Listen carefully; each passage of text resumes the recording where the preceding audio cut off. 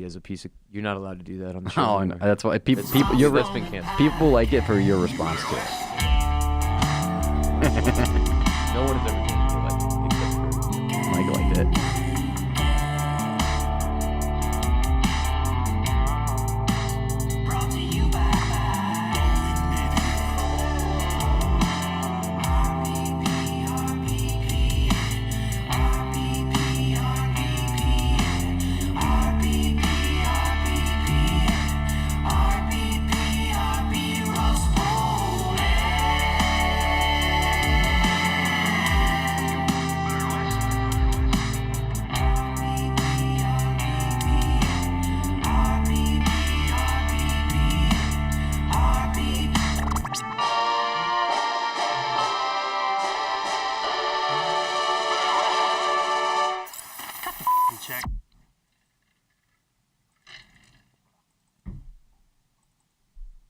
Welcome to episode 229 of the Ross Bolen Podcast, otherwise known as RBP 229, presented by Bolen Media. I'm your host, Ross Bolen, and today I'm joined in the studio by my co-host, Jared Borislow, a.k.a. J-Bone, a.k.a.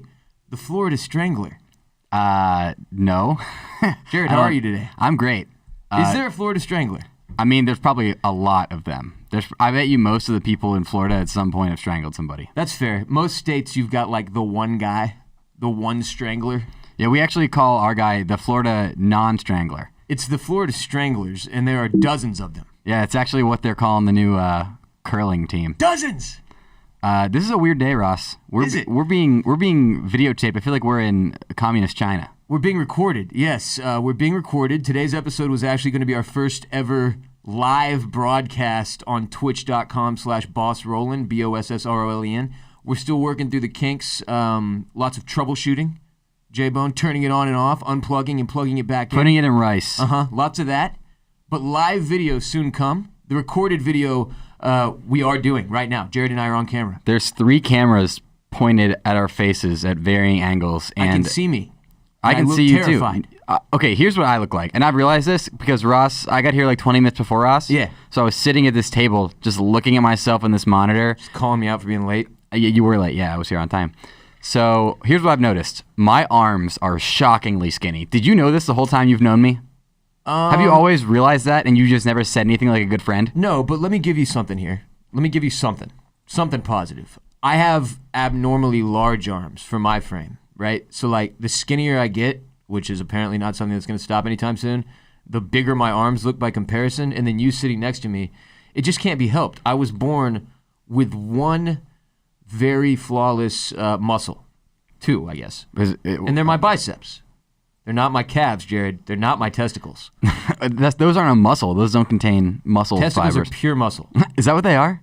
Pure muscle. Huh. Ask your doctor. Ask your local doctor. But yeah, so don't feel too bad. Well, what I like, look at me. Look in the monitor right now. I look like a marionette. Like, wee, wee. My arms are so tragically skinny. Your arms look huge. It's fun Your for arms us. look massive. Yeah, it's fun for us, but my God, nobody else can see. They can only hear. Dan Regester always says I have Bubba Watson arms. That's fair. That's a good comparison. He has tiny arms. You do have Bubba Watson arms. Recorded video will likely only be available to dues-paying gang members on patreon.com/Ross Bolen Podcast in the beginning, even though we didn't reach 3,000 patrons beforehand like I had planned.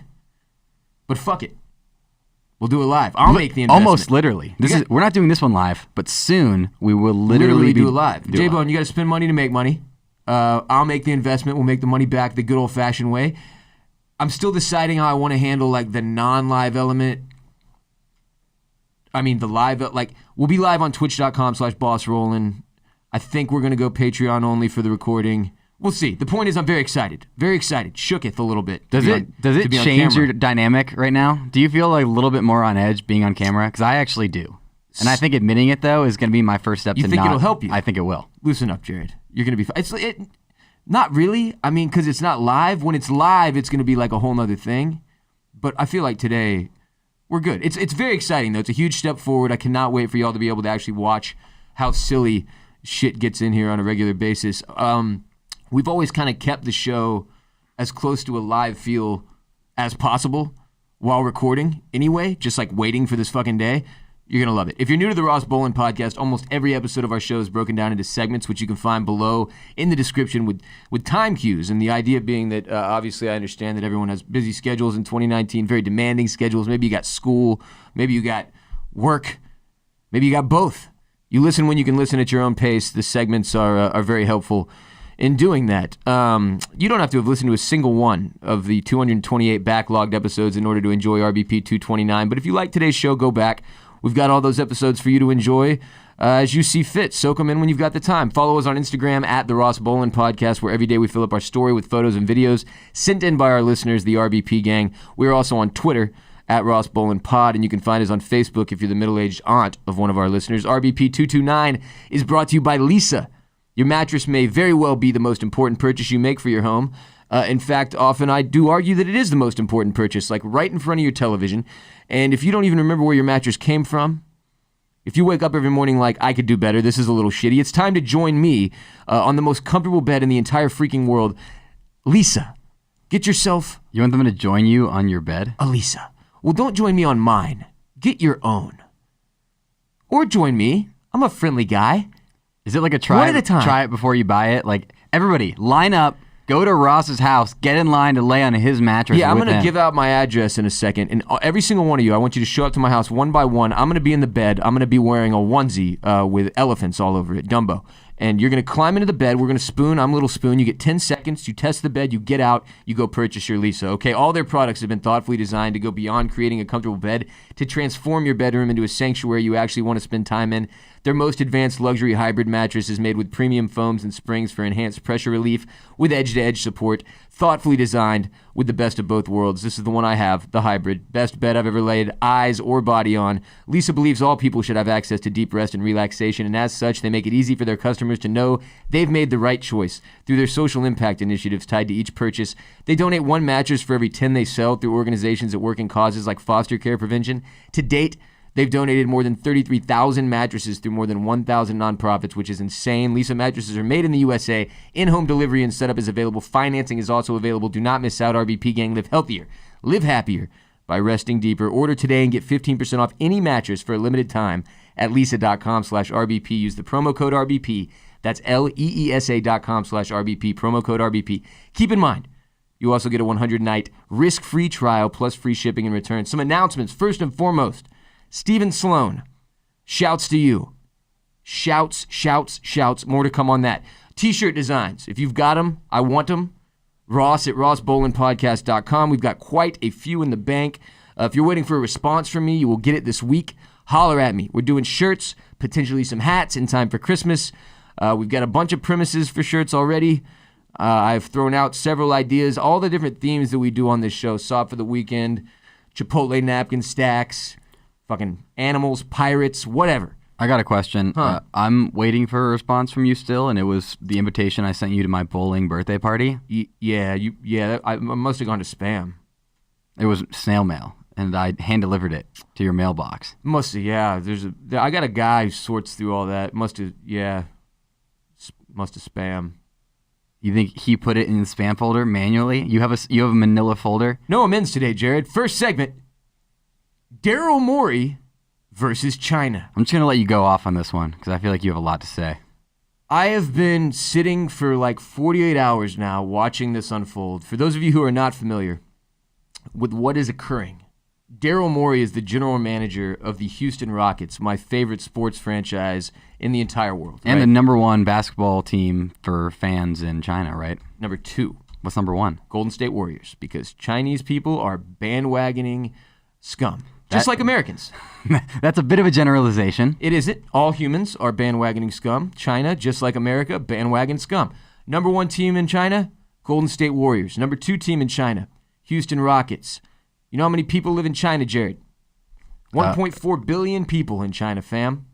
Yao Ming, you remember him? I do. You remember him? Ever since the Rockets had Yao Ming, the 7'6" center from China, on their team, they have had a massive foothold in the Chinese market that has skyrocketed the team's value. It's made it more attractive for players to come play on the Rockets and shit. We had, at one point, I think every single player on the team had a Chinese shoe deal that was not Tracy McGrady, who had Adidas.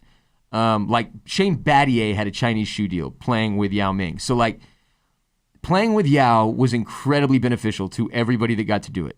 Then that carried over to like being on the Rockets is incredibly beneficial to anybody who gets to do it because you pick up 1 billion fans in China. And that has always been a huge, huge kind of sneaky piece to the value of the Rockets franchise. And over the weekend, the Rockets are doing all this international preseason shit right now. And Daryl Morey, I can't recall if they're there in Japan. I believe they're in Japan now. Maybe they were in China. I'm not sure. They're in Japan, and I think the Lakers are playing in China. Okay, well, Daryl Morey, who has been on this show, by the way. Humble brag. Jeez Louise. RBP 148. It's not a humble brag. It's just a straight-up plug. RBP 148, episode 148. Daryl was our guest. I'm a huge Daryl Morey fan. I've seen many people on the internet saying, like, this will blow over. Nobody wears a Morey jersey. I would. If they made a Daryl Morey jersey, I would buy it. I might get my own custom Daryl Morey jersey because of this situation. What happened is Daryl tweeted out support for Hong Kong in their, I guess I'll just say, situation with China. He tweeted, fight for freedom, stand with Hong Kong, in a tweet that included an image of some protests, which was quickly deleted. As a result of that tweet, there has been massive backlash, the scale of which I have never seen in sports. The potential damage done is like not quantifiable. It is so big.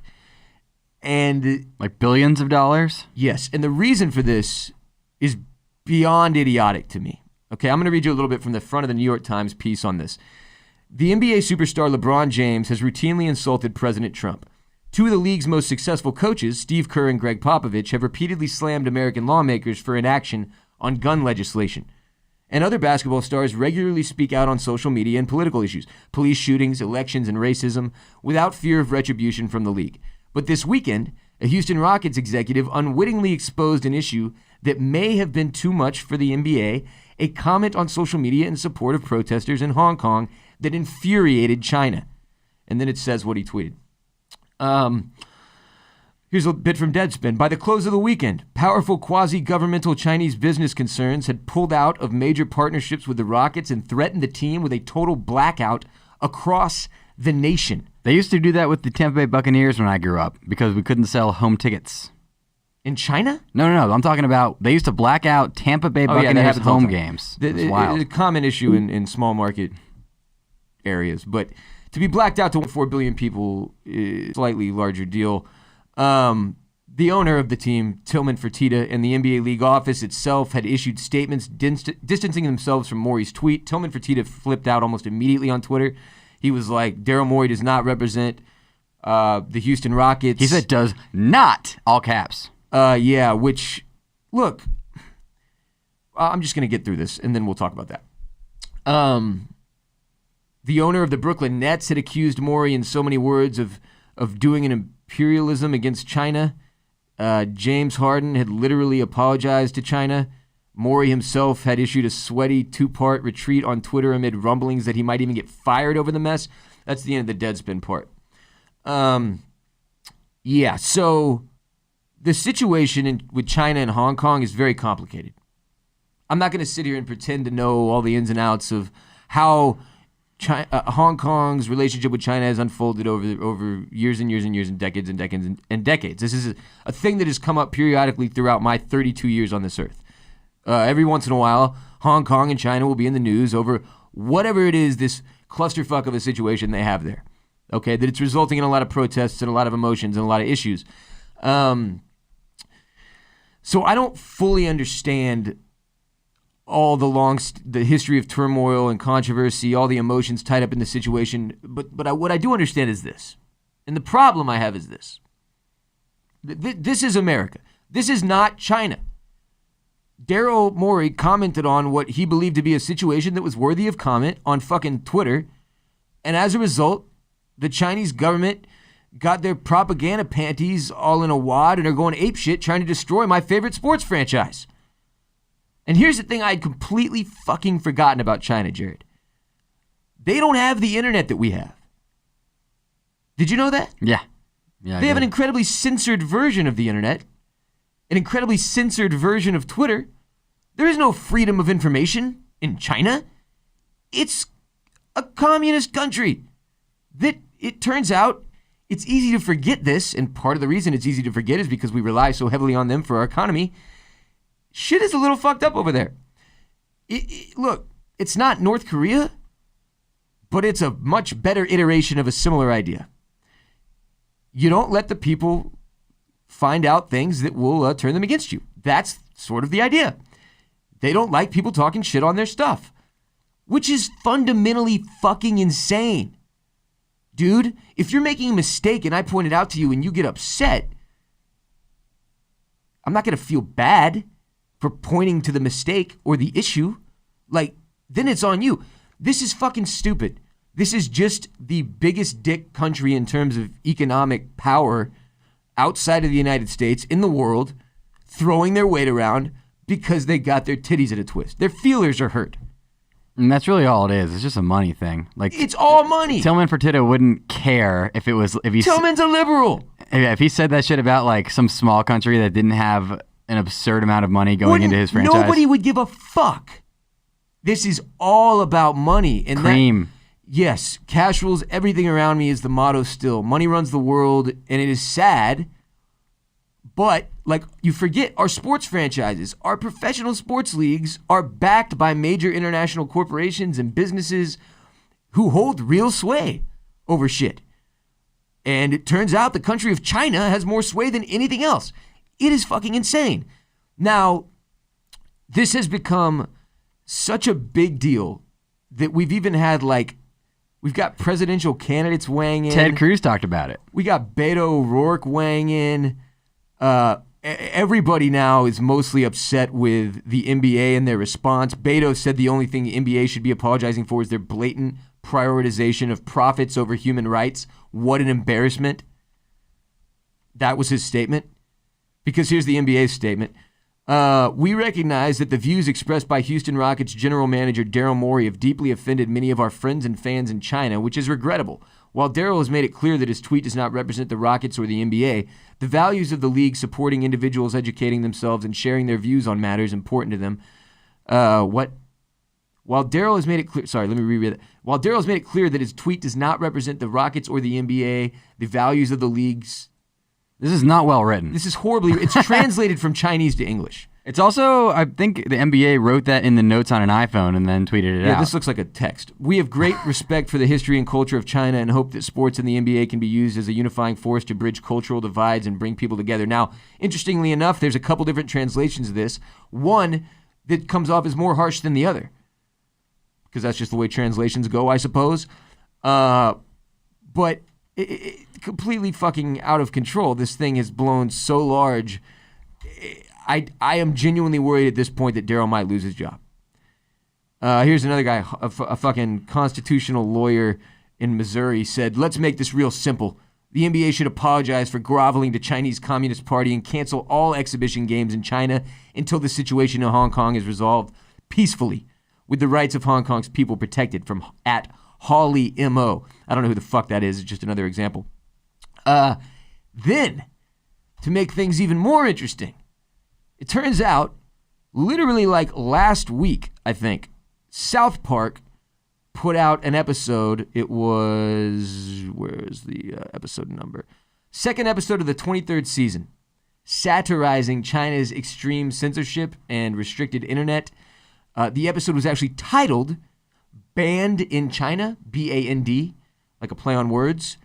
And as you might expect, the episode got South Park banned in China, B-A-N-N-E-D, from everywhere. It doesn't exist. If you're in China right now and you want to watch South Park, good luck. It has been erased from the fucking internet in your Chinese censored internet world. What's crazy is I'm pretty sure you can still watch Chernobyl in Russia.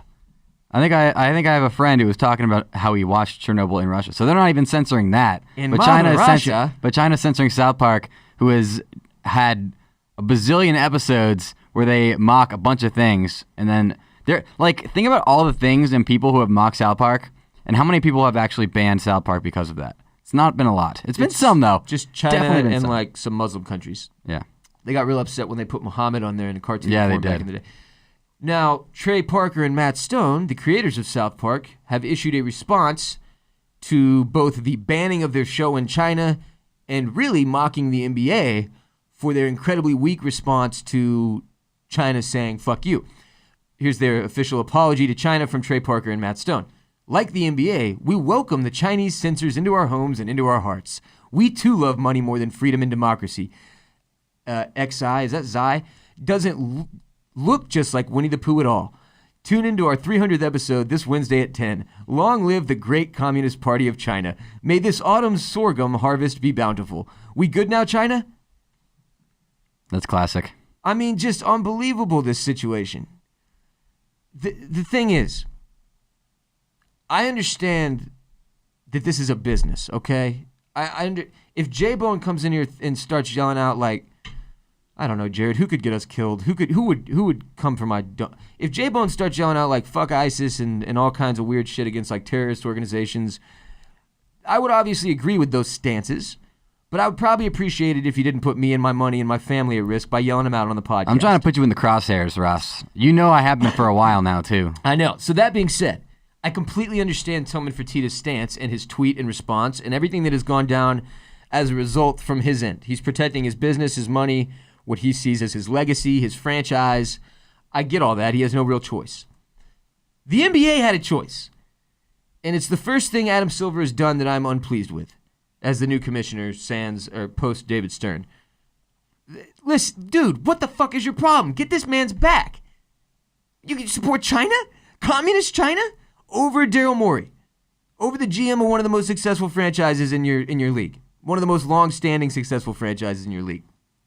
With multiple Larry O'Brien trophies in the fucking case.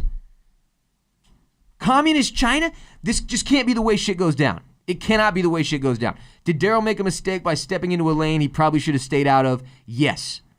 Now, why was it a mistake? He could do this in 10 years, man. He could do this in 20.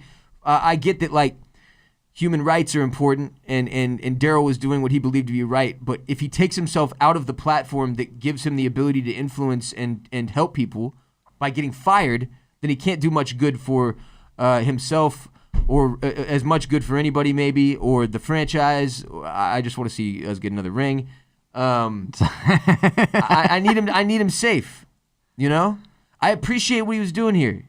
I appreciate that he had the gall and knew. You think he's a very, very smart man. He did this knowing what would happen. Likely knowing at least some of what would happen, that there would be some backlash. I don't think he knew this extent. I don't think he would try to get himself fired. I think he cares about the team and the franchise and the fans. But this has to be really eye-opening for him. It's eye-opening for me. I didn't realize we were still here. In a place where another country could dictate what the fuck we were allowed to say. I don't want to live in that world. I mean, where I can't say whatever the fuck. I think the overall thing though is like, it doesn't matter. This could have just been a company. Like, it's just all about the money. If he said like, I hate McDonald's, McDonald's sucks, McDonald's would probably pull the money. And then yeah, but the difference is China's a country with people living in it. McDonald's is a company with the McRib. I've been to some McDonald's where I saw people living both number one in the walk-in freezer. Fucking Mike is dying. But yeah, sorry, Jared. No, you're good. With a walk-in freezer? Yeah, they were living in there. They had parkas on. It looked like the summit of Everest. Have you ever been in one of those? A walk-in freezer? Yeah. Like one of the giant ones in a restaurant? I'm terrified that I'm going to be locked in one and then I'm going to be an icicle. Thank you. That's exactly where I was going with this. And when I was a little kid, they took us on a field trip to this restaurant. I can't remember off the top, so I'm not going to try what the name of it was. But I can't remember shit that happened today, so I'm not going to remember the name of the restaurant from 20 years ago. But they were like, all right, kids, and now we're all going to get in the freezer. And they took us in the freezer, and like as we were going in, I'm like, oh, it's cool. It's cold in here. And then they like shut the door, and they were like, see how cold it is, kids? And I was like, oh, fuck, we're all going to die in here, aren't we? This person's a crazy person. A lot of them don't open from the inside. I thought that was it. I was like, wow, this is going to be like international news, this insane tour guide at this restaurant locked an entire class of children in a freezer and then ate them. I thought that's what was about to happen to us. Don't walk into those unless you're a trained freezer technician specialist. What? You're telling people they can't walk into a walk-in freezer unless they've gone through the training necessary to what? To fix one? What's the training? We have too many doors that lock from the wrong side. I agree with that. I think all car doors should only lock from the outside. How is there not a fix to this yet? Have you ever locked yourself in a bathroom? I did because the handle broke. That happened to me too. I went out the window. You ever take a shit and then climb out a window? Not what you want. Interesting. I mean, you obviously finish the poo first. You wipe and all. Yeah. Anyway, look, I don't like this. If Daryl Morey gets fired, I'm going to freak out. I don't mean freak out like, oh my God, Ross sent like 3 angry tweets. I mean freak out for like a month. I'm going to flip the fuck out. This man cannot be fired. Tillman, I need you to step up. Fertitta family, I know some of y'all motherfuckers listen to this show. I seen you in the stream recently. Step up. Don't let Daryl get fired. This is silly as fuck. China sucks. This is America. Don't China my NBA. Hashtag free Daryl. Hashtag fuck China. No cap. RBP 229 is also brought to you by Postmates. When you need red wine at 4 p.m. or sushi at 9 p.m. or a breakfast burrito at 8 p.m. and ibuprofen at 10 a.m., Postmate it. Postmates is your personal food delivery, grocery delivery, whatever kind of delivery service all year round. Anything you're craving, Postmates can deliver. Listen, I use Postmates probably 2-3 times a week. They're the largest on-demand network in the U.S. They offer delivery from all the restaurants, grocery and convenience stores, traditional retailers you could possibly want or need. 24 hours a day, 365 days a year. Postmates will bring you what you need within the hour. No more trips to the store. You don't even know where the store is. Postmates will deliver anything to you. Download the app for iOS or Android. It's free. Browse local restaurants and businesses. Track your delivery in real time. Incredible. Convenient. Saves me a ton of time and energy. I love being able to just order whatever the fuck I need and it just shows up. I ordered deodorant before ACL on Friday because my car was dead and I didn't want to walk in 100-degree heat to the store before going out in the sun all day. Postmates is a fucking lifesaver. For a limited time, Postmates is giving our listeners $100 of free delivery credit for your first 7 days. To start your free deliveries, download the app and use code RBP. That's code RBP for $100 of free delivery credit for your first 7 days when you download the Postmates app. Anything you need, anytime you need it, Postmate it. Download Postmates and save with code RBP. Next segment, RBP on College GameDay. How do you keep finagling this? J-Bone! We did it again. Stephen Sloan at the University of Florida, Go Gators, got us in ESPN's College GameDay for the second time ever. I am not shitting you when I say that the feeling of waking up to a bunch of text messages of screenshots of your own mugshot on College GameDay, I didn't know it was something that I didn't know it was something that I needed. There's no better way to start a Saturday, Jared. I mean, I was... Is this like injecting coffee into both your butt and your face at the same time? So I woke up like a little down, just like feeling blue. And I rolled over and I looked at my phone and I didn't have like morning wood or anything like that. But you had like 35 texts from me saying, I hope you're having a good sleep every single 25 minutes on the dot. Yeah, it was just like, you ever take a photo of yourself in the dark with a flash on selfie? It was just a whole bunch of flash on selfies of Jared with his face on the pillow, like not even smiling. Bae caught me slipping. Just fuck, what? I don't know what that means. What was this? Oh, but so then I see all those text messages, and suddenly I'm rock hard. I'm jumping around the house. I've got more energy than I've had in 6 months. It made my fucking day, Steven. It made my week. It made my month. It made my fucking football season. Thank you, Stephen Sloan. It made your whole week? It made my entire football season. It made your whole week? What do you mean? Well, think about it. Like half my week? No, did it make your whole week? Oh, come on.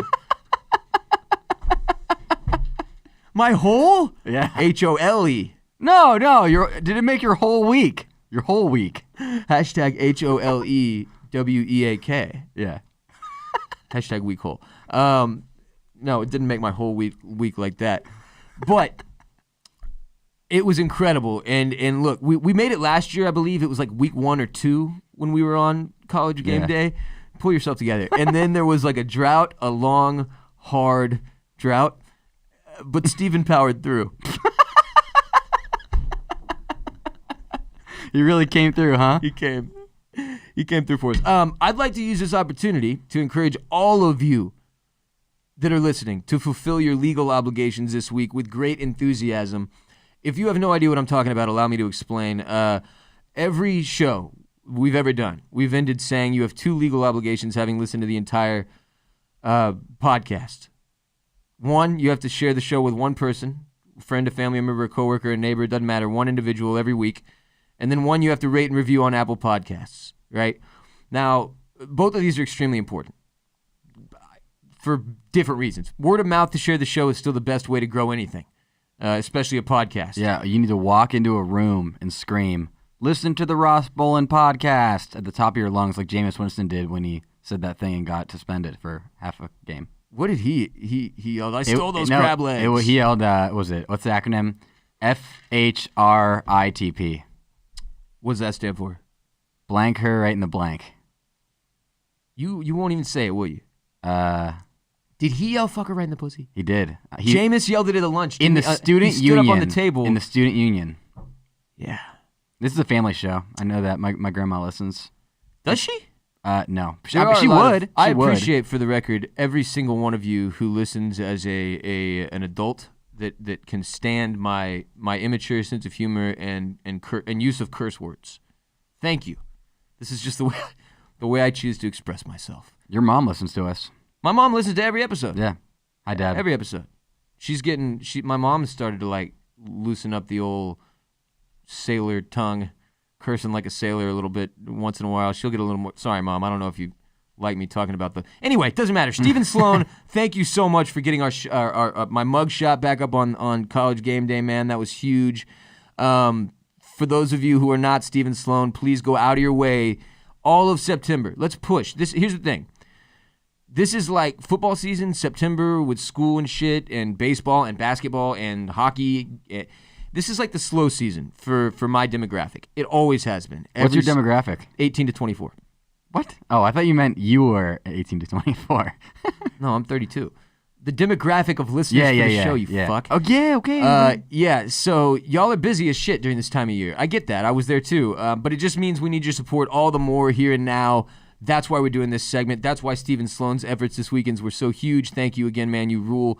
The rest of the year on patreon.com/Ross Bolen Podcast for Stephen Sloan is on me. Just email me, ross@rossbolenpodcast.com. After you sign up, I'll get you refunded for each month the remainder of 2019 because you earned it, dude. Thank you for the support. Thank you for repping the gang properly and fulfilling your legal obligations to the fullest extent of the law. Florida beat Auburn as a result.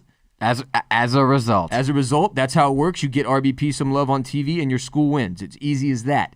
Now, I can't make any promises, but I have to guess that if you do a smaller, scaled-down version of what Stephen did, fulfilling your legal obligations, sharing the Ross Bolen Podcast with anybody that you know that might like animals or might have anxiety or might have like a bit of a drinking problem or like pirates or sports, this is just going to cover all of the people in the world. Okay? Just tell anybody. Share the show with them. Send them to the Instagram account. Send them your favorite episode on Spotify. Whatever you need to do to share the show this week, do it. Stephen was our inspiration. He got us on College fucking Game Day. Let's take it to the next level. All right? Rolling into 2020, bringing on video, getting back on Game Day. I'm feeling it, baby.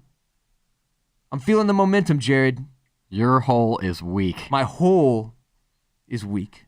This episode of RBP is also brought to you by Harry's. New sponsor alert. It's time to get your freaking facial shaving situation right, kids. Enough is enough. Stop being so cruel to your face. Harry's is the best, bar none. Time to join the team. Humans have been shaving for thousands of years, and the secret to a great shave?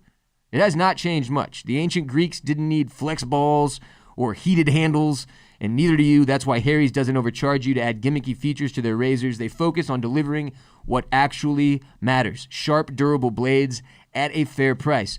For those of you who listen to this show, I'm all about my routine when preparing for every day, in the morning and in the evening, actually. Before bed, in the morning, huge routine guy in those two spots. Really, the rest of the day, I flow like in chaos. But for morning and evening, waking up and going to bed, I like a routine. And especially if I'm preparing for like a big night, like a wedding or anything that requires me to like look nice, maybe a date night.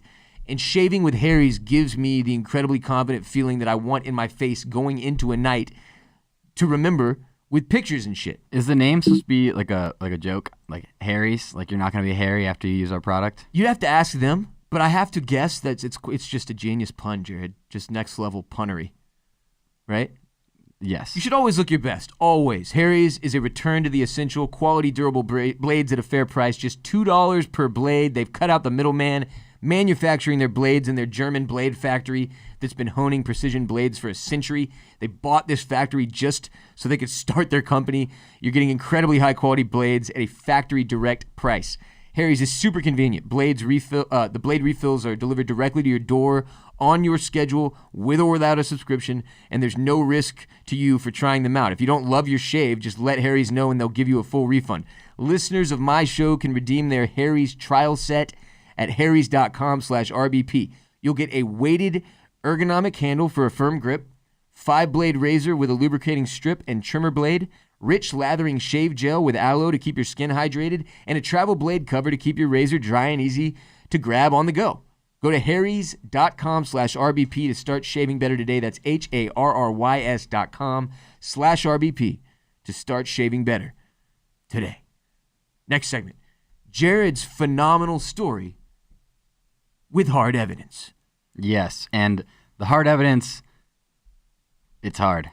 Okay, Jared, before recording today, you told me you had and I quote, phenomenal story, parentheses, with hard evidence, in parentheses, that you're not sure you've told on a podcast before. As if we give a shit if you've told it on a podcast before. Yeah. So now, Jared, I wanted you to know it was the oest of OC. Okay. It's original in that it's never even been told, maybe. I don't even know, actually. We might have said it on GG. I don't know. OC means original content, I'm guessing? Yeah. What? Okay. You don't... Oh, is okay. Is that a phrase? Yes. OC. What? How do you know? The OC is Orange County. Yeah. Okay, maybe for people who are 32. Don't call it that. Dude, everybody's going to be absurd that you, who calls himself the content lord... They're all going to be absurd, Jared? Did I say that? Yeah. Upset? Are they going to be upset? They're going to be absurdly upset. Ah. That's what I meant to say. Ah, fuck. Because you claim to be a content guy. I do. And I you claim to be team content. OC, number one, that's a big thing on like Reddit. It's like, this is OC. I don't check Reddit. Homemade meme. I don't fuck with Reddit. It's not a Reddit boy. Oven baked meme. This is my Reddit. Okay, I'm just gonna jump into the story here. No, you're not. You're gonna wait a second. Okay. Jared, we're gonna find out if you've got what it takes now. Are you team content, hashtag team content too? Or are you just a pretender bringing clickbait to the table with no real substance? I'm team original content. OC. Team OC. Well, it's time to prove yourself worthy or you're fucking fired. Good luck. Go. Okay. Here's the deal.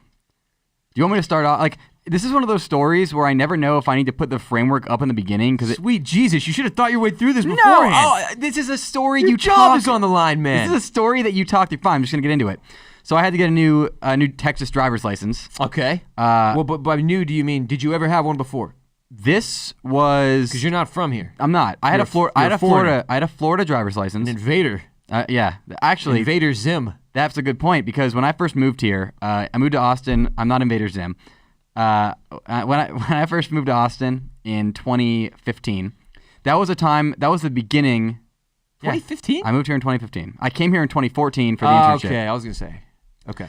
So I came here in 2015, and I was at the beginning of the great invasion of non-Texans to Austin. I was like... To Austin specifically. Yes, to Austin specifically. So a lot of you don't know, everybody in Austin who has been here for more than 4 years absolutely hates Californians, number one, because all people from San Francisco their companies have branches here, and they're like, I don't want to pay out the ass for San Francisco prices, so they moved to Texas, and then they drive up all the rent, they clog up all the highways. Prices.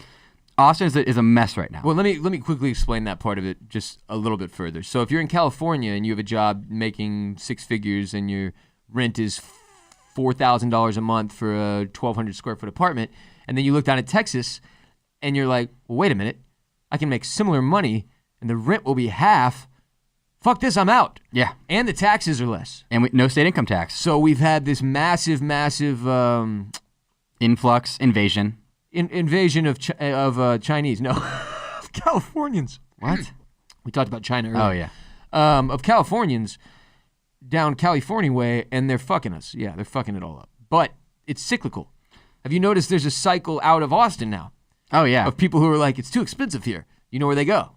California. No, some of them go to Denver. That wouldn't make any sense. I guess You said it's a cycle. It's not cyclical like that. It's more of a line. But that just doesn't make sense. Anyway, tell your story. Okay. So when I first moved here in 2015, I was out on the east side at a bar called Gourmands. It's a good sandwich place. They have trivia there. We Cole. And I came back to my car, which still had a Florida license plate, and somebody had left a postcard, a homemade postcard. They clearly made this, designed it in their computer, got it printed at Kinko's, and made a bunch of them. It was a postcard stuck into my window, and it said, "Austin is full. Don't fucking move here." Shut up. I still have it at home. Shut up. Yeah, so that was my welcome to Austin. And so that was when I had a Florida driver's license. I got my car registered over to have Texas plates, but it took me a little longer to get a license. So I finally went to get a license to be a full Texan. So you went to the DPS. Yeah, is that what they call it here? Yeah. What do you call it there? DMV? Yeah, so we're DPS. We're a DPS state. Okay. This is really, that has always bugged the shit out of me. Why is some states DPS, some DMV? Because it's a problem on TV shows. It is. All my childhood, everybody always said DMV on TV shows. I feel like that's the more common one. But for whatever reason, in Texas, we have the DPS. DPS is damage per second, right? Yeah. That's what I know it as. Yeah. So I finally was getting my Texas driver's license, and I go in, and the ladies and I think I signed up online because you can bypass the wait list. So it's instead of waiting 2 hours, huge. you wait 15 important. minutes. If you're in a city where, like Austin, the DPS or DMV becomes incredibly chaotic and takes you 6 hours and literally ruins an entire day of your life, some of them have this setup where you can sign up online. Jared, the last time I had to do this, I fucking walked into the DPS, right? 5,000 people there, right? They're all over the fucking floor and shit, rolling around. Kill me. I'm never going to get my turn. I walked in, and it went, William Ross Bolen. As I took a fucking step in the door, because I'd signed up online, I walked straight past all of those people, sat down, talked with some half-wit for 40 to 45 seconds, turned around, took a picture, walked the fuck out, and I was done. And all of those people wanted to murder me. Every single one of them wanted to kill me. That's how I feel when I pre-order Franklin barbecue. Just like a genius. I park and they're all sitting in line in their lawn chairs all the way down the block, and I just walk directly by them with my entire humongous cardboard box full of food. How early do you have to order? When do you pre-order? Franklin is the most popular barbecue spot in Austin. They say the number 2 spot in the world. Number 1 is actually Snows. I haven't been, but I want to go. Where's Snows? Lexington, Texas. Lexington, Texas? Yes. You sure you're not meaning to say Kentucky? No, it is not in Lexington, Kentucky. I didn't even know we had barbecue in Lexington, Kentucky. Shouts to Red State Barbecue. It's not in Lexington, but it's outside. Do we have all of the? I had some Micklethwaite's. Micklethwaite is that's the local spot. It's my favorite. I had some of that at ACL, I believe. Yeah, I mean, I'm sure it's not as good as it is at the trailer, but I was under the influence of things that made it taste quite good. It is very good. They have the best sides of anywhere in Austin. Wait, but to clarify, you order Jeff. This is for me, not really the show. Yeah. You order what the day before? So no. You need Franklin's, not Jeffrey's. The minimum Different that you restaurant. can, if you're going to come to Austin and you want to get Franklin, do not wait in line because you will be wasting 6 hours of your time in Austin waiting in line. What you do, go to Franklin's website and pre-order for the weekend you're coming in. A lot of people don't know about it. Well, how far in advance do you have to do it? Okay, so on a busy weekend, way in advance. As soon as they put it up, which is 2 months in advance. If you're coming to get it on Labor Day or a busy weekend, if you're coming on a normal weekend, you can usually do it at least up until a few days before. And then at some point there's a cutoff where they're no more pre-orders? Yeah. Okay. I'm going to try to do that this week. So if you know you have friends coming into town or you're coming into Austin, pre-order. What if I just live here and want it? It's pre-order. Okay. Oh, there's a minimum, a high minimum. I figured I'd have to get a couple days worth. It's £5 minimum, and I think the minimum... £5 minimum, and I want to say around... for each meat? What if I want to get... 5 pounds of any meat total. Okay, so the total has to be 5 pounds. Okay. Which is going to come out to, at a minimum, $75. It's riveting, exciting stuff for y'all. Anyway, this is not the story. This is not my story. If you're ever here and you want to, you can do the pre-order and then call me and I'll come eat that Franklin's with you if you're listening. Jared, continue. That was not my story. That was the tangent. I'm sorry. It was for me. I needed to know. Okay. So anyways, I'm going into the DPS, I guess it's called. And I pre-ordered whatever. The DP stands for double penetration. It does not. What's the S stand for? Sir? Sex. Sir? Double penetration sex. Oh. Wow. Double penetration, sir. Comma, sir. Yeah. So I did pre-order my license, like I pre-ordered the barbecue. So that's a good segue, I guess. You're great at pre-ordering. Thank you. So I walk over to the lady. She's very nice. Modern Warfare? No. Dude, you said you're going to fire me if this doesn't go well, and you're just intentionally derailing it. What the hell? All right, you got this. Okay. So, she's very nice. They're usually pretty, like, rude, and when I say she was nice, she, like, wasn't mean, but she was really quiet. She talked really quietly. The DMV tends to be high stress levels. She had terrible social skills. She said the bare minimum to me. I remember going, "Hey, how are you today?" And she goes, "Okay." I was like, "Okay, this is gonna go well." But she wasn't rude. She was just really quiet. We get through everything. Social skills. We type in my new address. I do the signature, and she turns it towards me and is like, "Does everything look good here?" And it was just like I think it was my address and my name, and I'm like, "Yeah, it does." Turns around, types it all out, and in Texas, how it works is they will print out, like on a printer, your temporary paper ID. Right. So, and then you'll get your real one in the mail anywhere from a week and a half to like a month later. Right. Which causes a lot of problems because a lot of bars now in Austin do not accept paper IDs because so many underagers. Yeah. Like when I was here in 2014, they just had stopped doing that because so many UT students would just make paper IDs, and like it takes such a minuscule amount of Photoshop knowledge to change your birthday to like 1991 instead of 1996. And then there's no like, what do they do? Like, you got a second form of identification? Like, well, you do, Yeah. You got a credit card. It's an easy loophole. Yeah. So they stopped doing that. Yeah. So anyways, she prints out my paper ID, and I have it here. Do not point this towards the camera, Ross, because this has personal information. But I want you to look at this. This is my look. Oh, look, she signed it and everything. This is my legitimate paper ID. This, in the state of Texas, for about a week and a half to 2 weeks, was my actual legal identification. Okay. Tell me what you noticed about it. Okay. Do not point it towards the camera. I can't stress that enough. I'm not pointing it toward the goddamn camera. My personal information. All right. It says, I won't read the important secret stuff, but I don't know. It says, Jared Borislow, you look like a deranged... Okay, the picture. That's actually a good picture. Serial killer of some kind. Let's see. It's got the correct mailing address, it appears. It says it's valid until last year. So you know it's the real one. And you'll notice it soon. Just keep looking. It says here that you're a woman. Yes. It says your sex is female.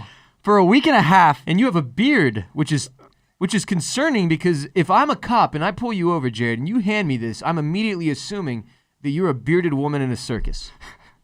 For a week and a half, Ross, in the eyes of the state of Texas, I was legally a woman. J-Bone, this is fantastic. This is fantastic. So, you have to keep that forever. I actually was cleaning out my car before this show, and I came across this. Now, let me. How did you straighten this out with them?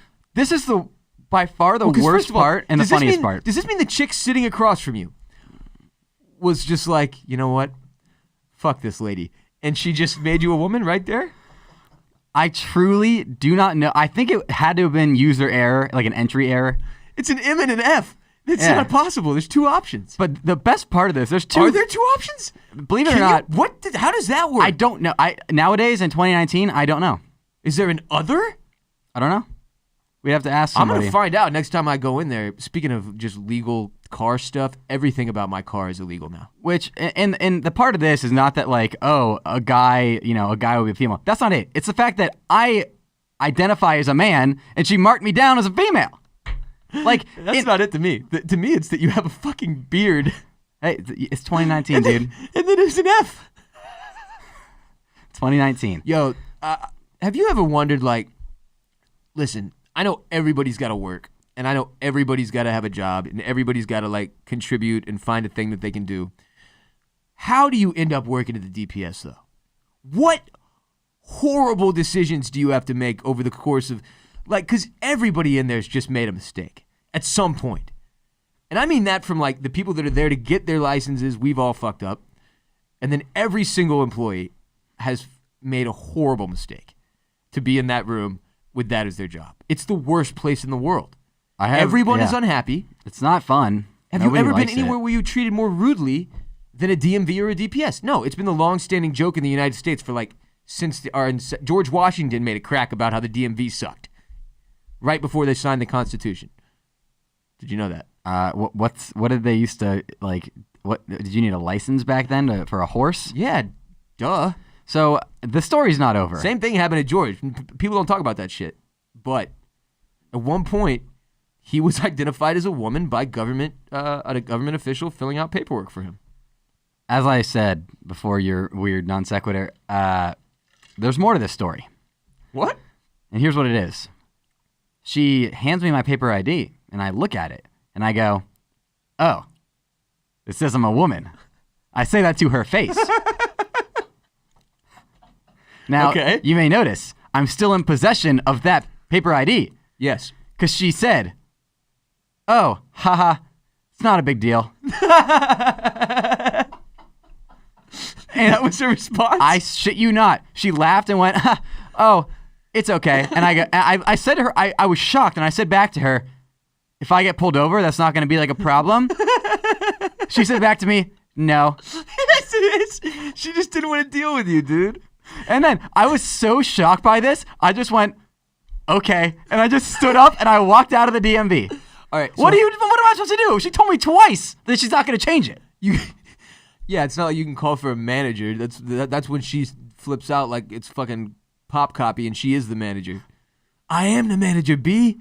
How did you get this resolved? How did you become a man again on your actual plastic license? So after I told her that it said I was a woman, she's like, "Oh."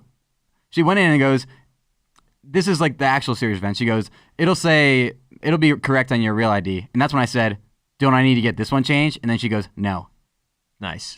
So I was so taken aback. I was like, she said it's not a problem. I just love that you go, "Says here I'm a woman." Yeah, I was like, "Oh, says I'm a woman." Fuck, dude. Like so casually, "Oh, you've completely misgendered me." Did any part of you go like, this is a sign from the universe, maybe I should give this a shot and like put on one sundress? No, it did not. I thought it was, this is a sign that the DPS is exactly who I thought it was. Yeah, that's fair too. But get this. This is probably like the most TV show moment of this whole story. Flash forward to later that week. Okay. I'm on a co-ed beach volleyball team with some of my friends. Okay. Why co-ed? Because it's important to the story. Okay. It usually has to be like at least two of the other gender, so like at least 2 girls and 4 guys, or at least. Where were you? It was Zilker. Oh, cool. Not on a beach, just to be clear. No. So we were short 1 girl, and I told this story to everybody in the team, and the person was gonna be late, and like you have to like forfeit a game if somebody's late, right? My friend goes to me, "Jared, you have the legal documentation. You have." I'm not making this up. This is a conversation that I actually had with my friend who tried to get me to walk over to the ref at this very, very low-key beer volleyball league to convince them that because my paper ID said I was a woman, that we should be allowed to play with me in the spot of the woman in this league. Tell me you tried to pull this. Tell me you walked over to the referee and you handed it to him and said, "I'm a woman with a beard." What can you say? That's the beauty of a legal document, is it cannot be trumped until it is. You should have run with this, dude. Frankly, I think this could have been a loophole for you to get out of every ticket you ever got the rest of your life. You show up to court, they've got Jared Borislow, the woman, there with a ticket, but it's you that arrives, the man, clearly, maybe you show him your penis, I don't know how that works. I don't know how they ID you as a sex in court, but you'd get out of that ticket, Jared. This is the loophole that everyone roots for, to be named a woman by a government agency when they are in fact a man, or vice versa. Is that what you've been dreaming for this whole time? Is that what this whole thing is about? This whole thing is all about that. I'm trying to get in there though, dude, and come out with like the classification of a raccoon. Yeah. Like a small wilderness animal. A rodent. A raccoon is like it's not a rat rodent. It's like a more fun rodent. Raccoon was the friend of Pocahontas. A more fun rodent? I believe you're referring to Chuck E. Cheese, sir. Next segment. Listen to this. If you're 0-5 in fantasy football, I'm kidding. It's fucking over. Yeah. The drought is over. I fucking won. Oh, really? I beat the number 1 ranked 4-0 only undefeated team in my league, which was like the only thing I could have possibly done to get any kind of redemption for this season at this point. Shouts to Aaron Jones. Shouts to my whole squad. We did it. We all did it. We won. If you're 0-5, it's over. Please see last week's 0-4 pep talk. The same rules apply. You are now an agent of chaos and nothing more. Yeah, what you need to do is go and accept bribes for your best players. Yeah, you're going to want to collude and commit collusion on every level. Yeah. Across the entire league. Like, you're going to want to be on the waiver wire, bidding outrageous amounts of money for players that are not worthwhile, despite... Yes. Like, let's say I know J-Bone lost a receiver this week. He's down a receiver. He needs a receiver. I'm going into the waiver wire, and I'm bidding all of my money on the top 3 receivers, just so he doesn't get one. Agent of chaos. And especially if you're not in an auction league, if you're actually in a league where waiver wire is determined by your position, yes, then you are just every single week you're taking you're taking handcuffs of random running back. Like you're an agent of chaos. And best case scenario, you'll be able to trade away some players for some money under the table. Yes, you're doing horrible trades. You're firing out 20 proposals a day to every single member of your league, nonstop shit talking in the chat. You're trying to ruin other good teams' seasons. And you're trying to ruin people's time. Yes. You want them to have a bad time because you're having a bad time. Exactly, Jared. Thank you. Misery loves company. Drag everyone else down with you, and you won't feel so alone. Except when you have to do the punishment. Now, this advice only applies to fantasy football. In life, I would advise you do the opposite. But in fantasy, you sink down to their level, you grovel around in the mud. You fucking roll around in your own poo, and you drag everyone else down with you, and you ruin it. You just ruin it. But for those of you who are 0-5, it's over. It's done. 1-4, you're not totally dead. Like I still feel like barely alive, but 0-5, you motherfuckers are toast. It's over. Let it go. Find a new show. Today's episode of RBP is also brought to you by Honey. Ever buy something online and then find out you could have gotten it for way less? That is a horrible feeling, like rolling down your window to give a homeless person $1 only to realize you don't have any cash. I try to do this with Jared constantly. I'm trying to roll down my window and hand him money and I don't have any. Not to mention, once that happens, you feel like you could be overpaying every time you shop, right? It just burrows into your head, and that's a terrifying thought. Luckily, I have Honey, the free browser extension that saves you time and money when shopping online. Honey scans the internet for coupon codes and other discounts. Then, like magic, it automatically applies the one with the biggest savings to your cart at checkout. It knows about every coupon code. I don't know how. Honey. I don't know how. Honey. Sale or discount. Every coupon code, every sale or discount at over 20,000 sites like Amazon, Macy's, J.Crew, Domino's, Sephora, Target, and more. The example that I always use is when I went shopping on Target.com, as I'm putting items into my cart, Honey is popping up and saying, we're checking all the latest coupon codes, and then boom, they find the one that works the best. I save $27 instantly. It's literally like your grandma clipping coupons and yes. and stapling them to your face so you couldn't possibly miss out on them. Without the blood and the pain. It's just the good side of if your grandma took coupons and stapled them to your head so that you'd save money. The savings is there to be had. All you have to do is go download Honey for free, and you achieve the savings. It's fucking genius. I don't know why you wouldn't do it. Honey has found... I'll tell you why, if you're stupid. That's correct. 10 million users, over $1 billion in savings. I'm one of them. That's all you need to know. So am I, J-Bone. Listen, there's really no reason not to try Honey. It's free to use and installs on your computer in just 2 clicks. Get Honey for free at joinhoney.com/Ross. That's joinhoney.com/Ross. Important announcement. What's that? So when Ross first told me about Honey, he said, you need to get Honey on your computer. So the Genius Bar hated that because they had to get me a whole new computer. You're an idiot. Doused segment. in bee juice. Bees. Bzz. You want bees? Now that we have a video, we can do crazy on-air Howard Stern style stunts like beesing, which is where you get Burt's Bees and you put it under your eyes. Did they do that on the show? No, but they do way grosser stuff. But we what could do. Like, give me a Howard Stern style stunt. I mean, they'll get a porn star in and fire a hot dog cannon at him. It's like what Howard Stern does. Yeah, but all I ever saw was so I'm familiar with the porn star stuff. Right, so we all are. You ride a Sibian, get some hot dogs shot down your throat or whatever. What was that about, by the way? How was he able to do that for so long? Because he was... That was the 90s. Yes. That was crazy. The 90s was a bizarre... He was like... What a bizarre era. Because the stuff that he did on that show... You could not do now, right? Does he still do it now? the part to me that's wild is that he was known as being the most vile, like mainstream person in America in the 90s. Yeah, shock jock. And then he went on and was the judge on America's Got Talent, one of the most popular family wholesome TV shows, heartwarming TV show. He completely rebranded. Howard Stern is, I don't know if you've ever watched interviews with him. He's a genius. He's a genius person. He's one of these like freaks who just knows how to navigate media in a way that is unbeatable. Like that's why he's worth like $500 million now or whatever. Or maybe more than that. There's no way he's worth $500 mil. His Sirius contract, when it was renewed, was like 200. Just that. Dave, I said Sirius in this fucking. Sorry, I didn't quite catch that.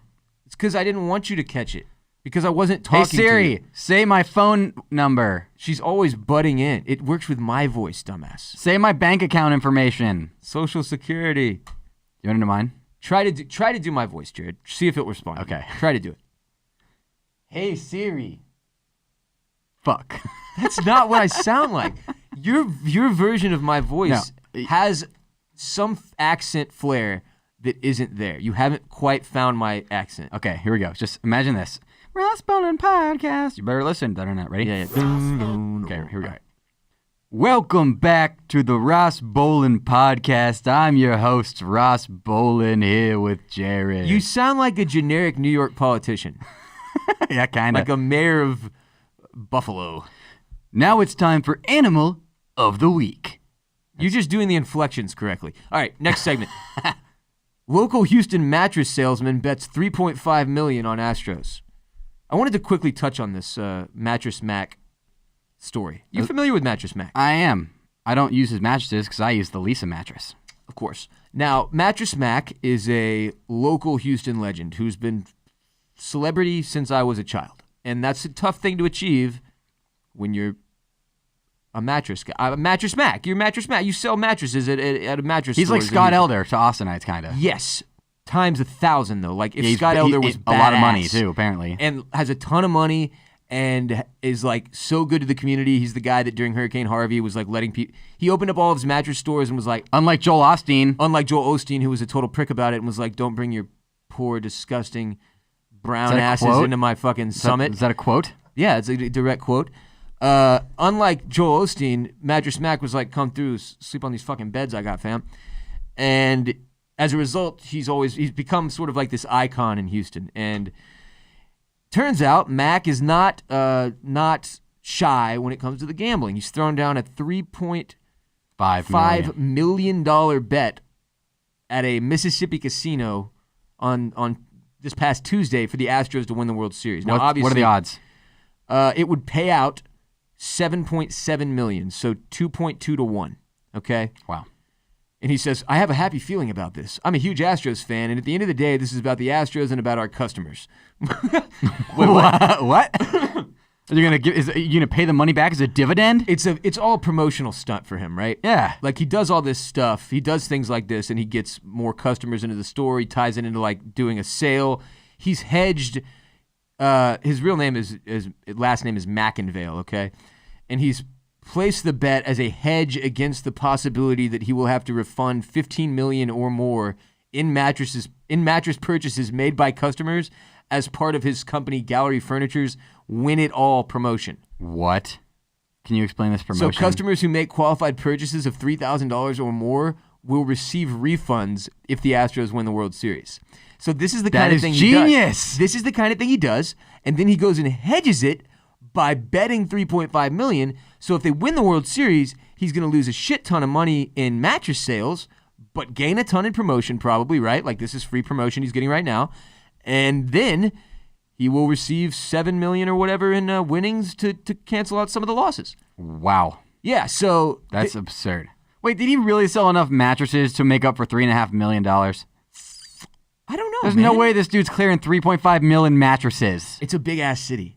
I don't know. How many mattresses is that? I have no idea, Jared. I'm not a mattress statistician. Statistician? Esthetician. Ah, there it is. Pharmacologist. What's the name of the? What do you do to euthanasiast? Euthanasiast? Yeah. What? Oh, to win this money, obviously the Astros are going to need to get through your raise. We're going to need you to chill.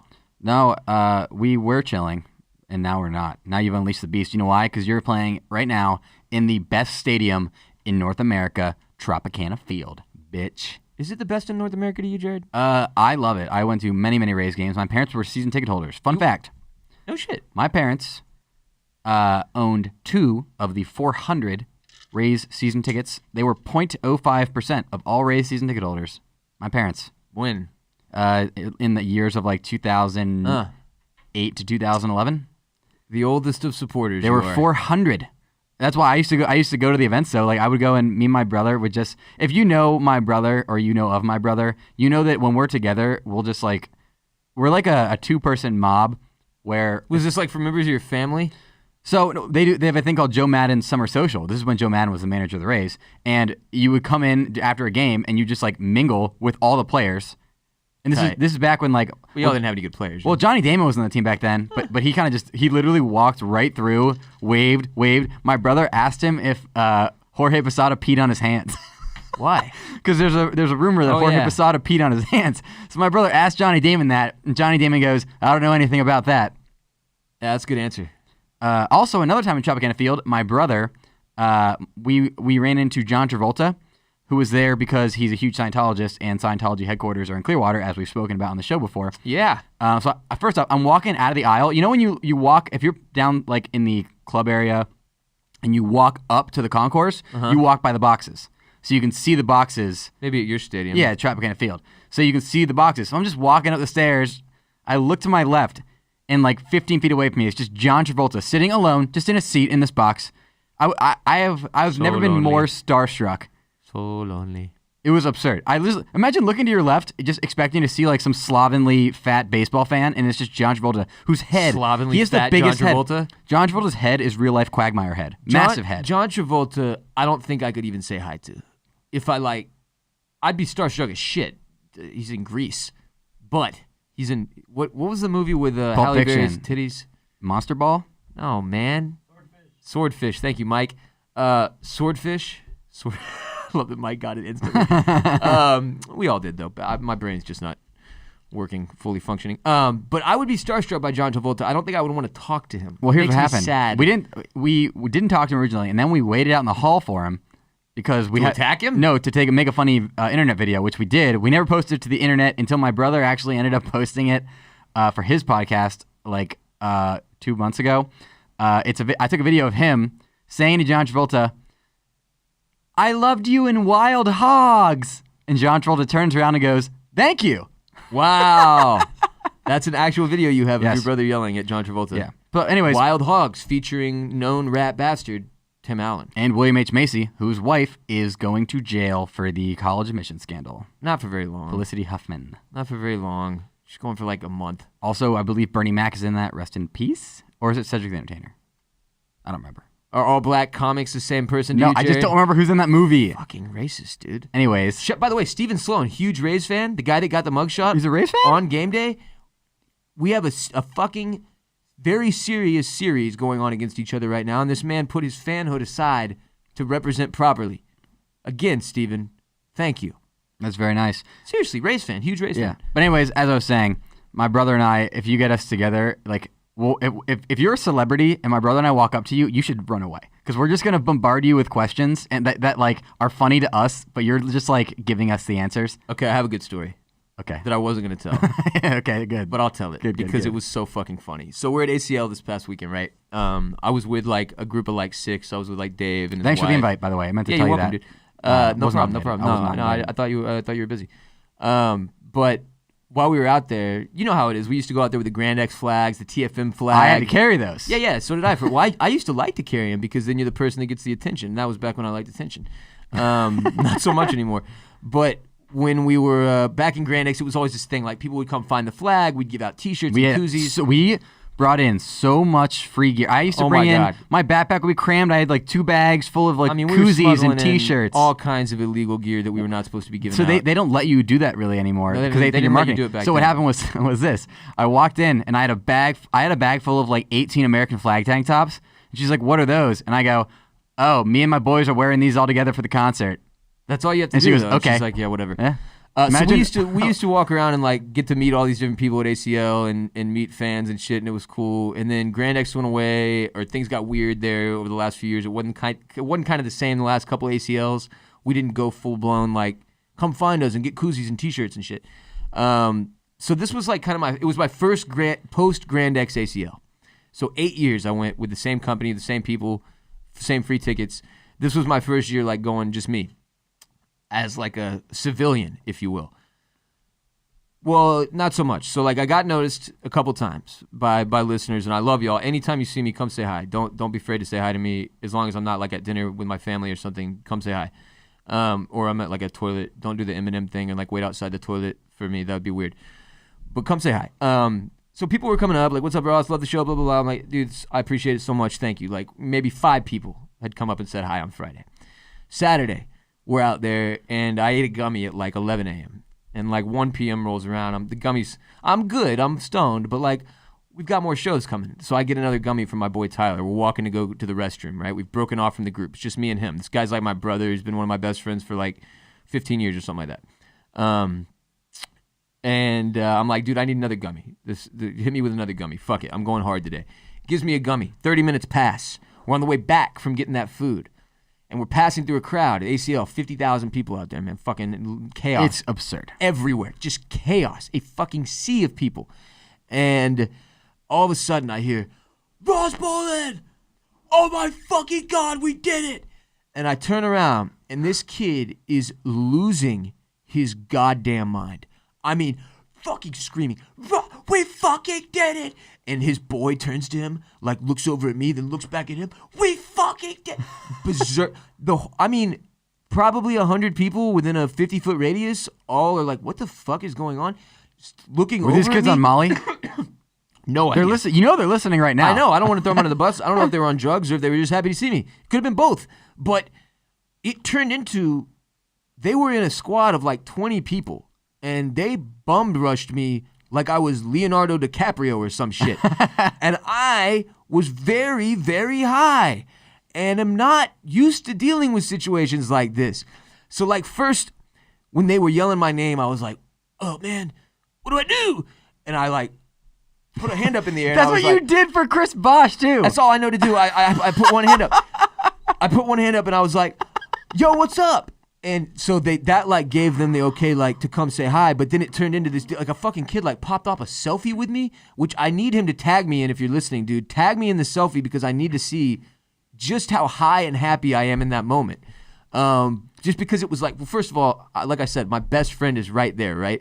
So this is the worst moment of his entire life, ever. To have to sit there and watch me get fan praise was like, that's not what your boys want, right?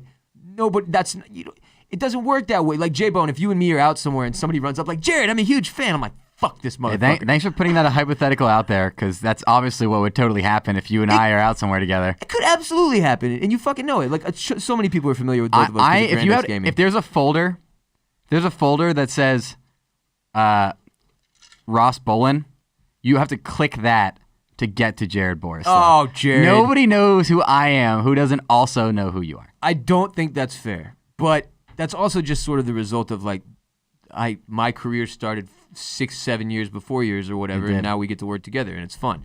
But for the record, you're familiar with how routinely people hit me up and say that they love you and that they loved Grand X Gaming and they're so psyched we're recording together. And I love all of them, and I love you, Russ. And I love them too, and I love you, and it's a lot of fun to be able to do this.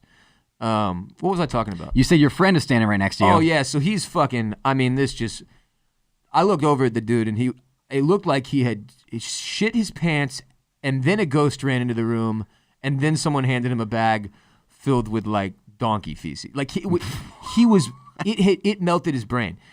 And, like, I will carry that moment with me for the rest of my life. How much he freaked out? Not just his face, their faces, what I can only assume was my face, like I've never had a moment like that where I felt like a celebrity before or a famous person, even if it is on the Z list or maybe I moved up to the Y list. You're on the Y2K list now. That shit was terrifying, J-Bone. Yeah. Terrifying. Strangers are terrifying. It was also incredibly cool. You need to hire security. Again, that one meant a lot, man, just because it was like, going off of my own this past few months has been crazy stressful, obviously, and scary as fuck. Like, for example, right now I'm waiting on a check to come in from a very complicated situation. Long story short, like, that check is probably not going to come in.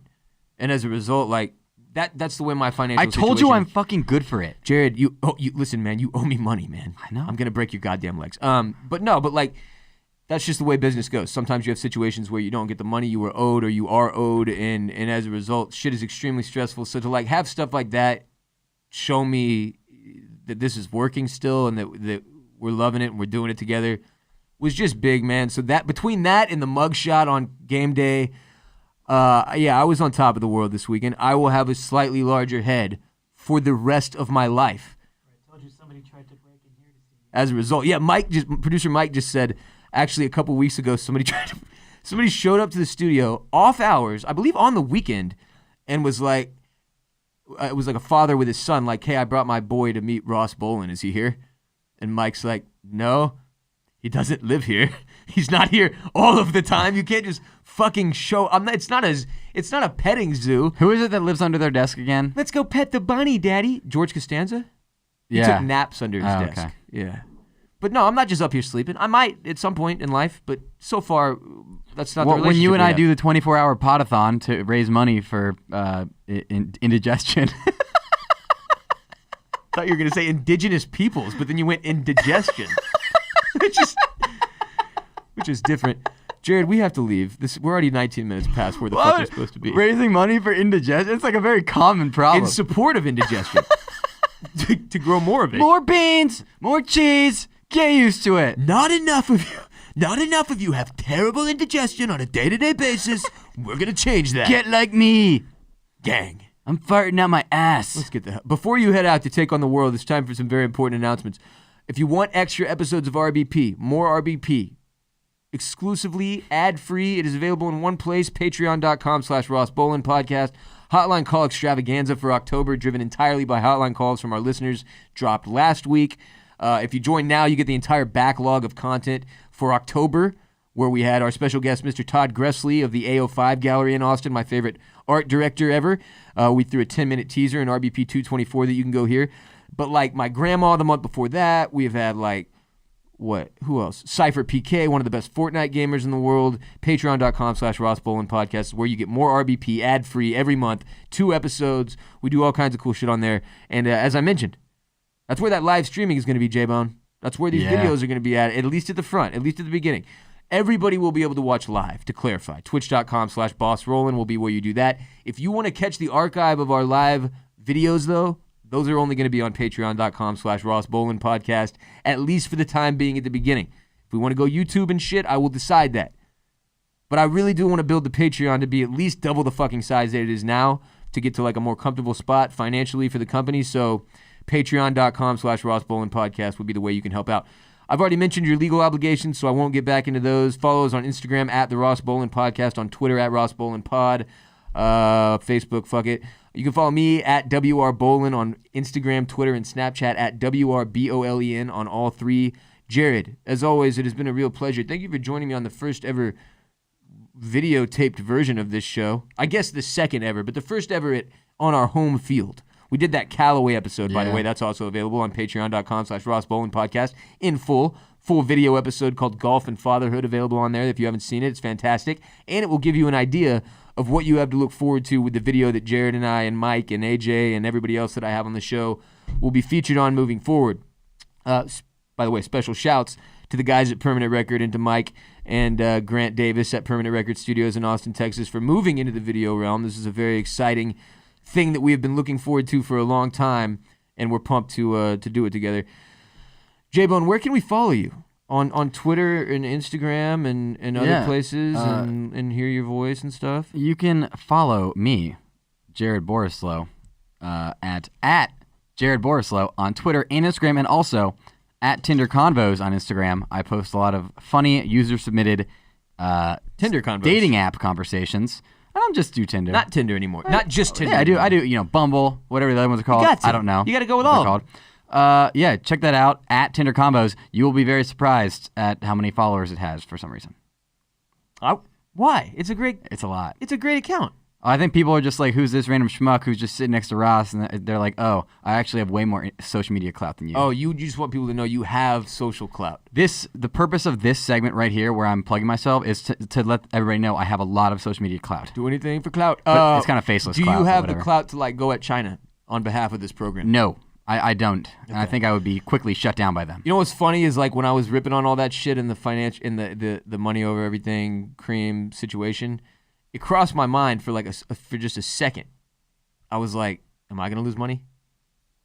When I shit has to cross your mind. When I shit on all over this thing, am I gonna lose money? You would be a stupid business owner if that didn't cross your mind. Yes, but then I was like, okay, first of all, this show has already been wiped from the internet in China many, many, many months ago. There is no fucking way they have access to this. If they're censoring things based on shit like that, I've said enough stuff to get banned in China already. And then I was like, you know what? Fuck that, dude. Because that is a serious problem. If we all pick money over morals, we're fucked. And we've been doing that for a really long time. This was just like a pretty glaring example of another place where it's like, do we have to let money ruin everything? Even sports? Even Daryl? The infallible Daryl Morey being brought down by a political scandal on fucking Twitter? Sad. Very unfair. Very unfair. Now I'm all worked up again. Let's get out of here. That'll do it for RBP 229, recorded and produced by Mike Moody and Grant Davis at Permanent Record Studios in Austin, Texas. We'll be back Monday, and by Monday I mean Thursday, for episode 230. RBP 230 coming Monday. Podman gets paid. Strength and honor. Gang, gang, gang. Peace be with you, and also with you. Go low, baby. Go low, baby.